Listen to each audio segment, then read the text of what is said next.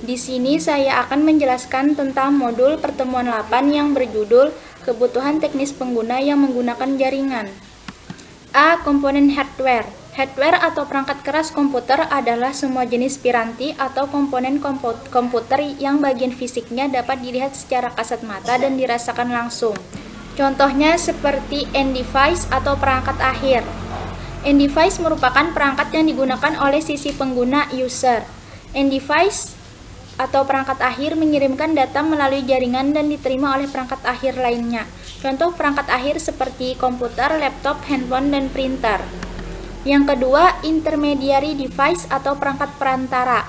Intermediary device merupakan perangkat yang berfungsi menghubungkan antar komputer agar membentuk sebuah jaringan internetwork. Perangkat jenis ini juga menyediakan koneksi dan mengalirkan arus komunikasi pada tujuannya. Contoh perangkat ini seperti router, wireless, switch, dan firewall. Yang ketiga, network media. Network media merupakan media transmisi yang digunakan dalam jaringan tersebut. Media transmisi tersebut dibagi menjadi wireless, Ethernet atau kabel UTP, dan fiber optik. Tetapi dalam dunia jaringan media transmisi yang sering dan paling banyak digunakan yaitu kabel wireless. Contoh kabelnya seperti kabel koaksial, fiber optik, twisted pair. Yang B. Komponen software. Software adalah suatu bagian dari sistem komputer yang tidak memiliki wujud fisik dan tidak terlihat karena merupakan sekumpulan data elektronik yang disimpan dan diatur oleh komputer berupa program yang dapat menjalankan suatu perintah. 1. Sistem operasi.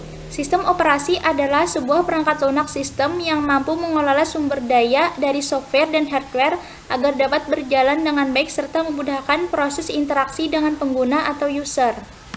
Sistem operasi yang sering digunakan saat ini adalah sistem operasi Windows dan Linux.